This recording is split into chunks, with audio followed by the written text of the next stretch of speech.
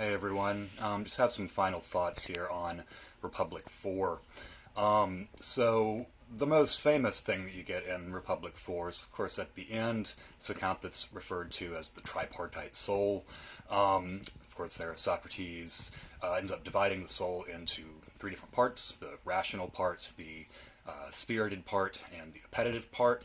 Um, Talk just a little bit about that, but I want to move on to discussing a little bit what goes on leading up to that in the dialogue, which is some pretty convoluted stuff. So, as for the tripartite soul, this does, within the context of the text, this does have the status of being Socrates' actual answer for what justice is, a conversation that we started all the way back in Republic 1.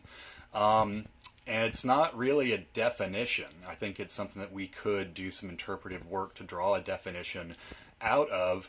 But justice for Socrates seems to be having this correct proportionment between one's powers. And I think it's significant that that applies both on the level of the individual soul and on the level of the collective. Right? So the tripartite soul is parallel in this sense between the individual and the collective registers.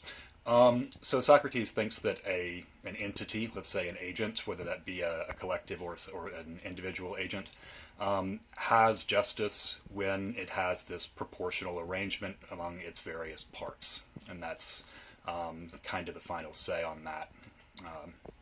At least within book 4. Okay, though, that's the tripartite soul. What about all the stuff that happens up until that? Might have been kind of hard to follow. There are a lot of different things going on, sort of interwoven there. I think that this book does start from basically where I left off talking last time about Republic 1, the realization that we can't just be talking about justice as an individual property, that it must be a property of collectives or of states, ultimately. That comes at the beginning. You also get this Socrates lists for you basically the four classical virtues. And I said before that Plato didn't invent the four virtues; they were a kind of inheritance, which is kind of common sense for people. Wisdom, courage, moderation, and justice. And justice, of course, is the one that this dialogue focuses on, so it's been privileged this whole time among those four virtues. But Socrates is doing some work with the other ones here. He kind of ends up, I think, most directly associating justice with moderation. Sophrosune, I believe the text gives you the Greek there. Justice seems to be, he sort of dispenses with wisdom. You might think that that has more to do with justice. He kind of lets that fall off to the side. Does kind of the same with courage, and then spends a bunch more time on moderation. Seems to be really interested in this idea of moderation. I think that's a necessary passage for him in getting to the account of justice that is the tripartite soul at the end, because moderation is precisely the virtue that a well-ordered state or a well-ordered agent has within itself. I want to compare a little bit here. I think it's useful to make the comparison between moderation and equity. Equity having to do, basically with equal distribution of things, everybody getting the same. There's a subtle kind of disambiguation of those two terms throughout both Book 1 and Book 4, really culminating here in Book 4. I think moderation is, in a certain sense, a more sophisticated, Socrates would certainly say a more just means of distribution, model of distribution of powers or of resources than mere equity.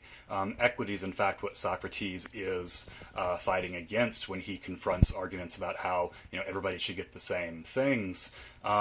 This difference shows up in the account of the tripartite soul, because if you'll notice, the tripartite soul is not exactly democratic. It's much more of an aristocratic kind of creature. He says explicitly that the biggest part is the appetitive part, and that's the part that you want to be kind of in the subservient role, just carrying out the orders and obeying what the rational part says and what the spirited part enforces.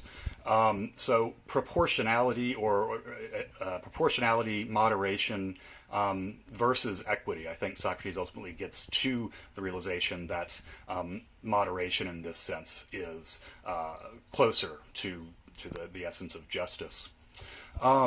That's all for now. I'll have more for you shortly. Stay active on the discussion boards.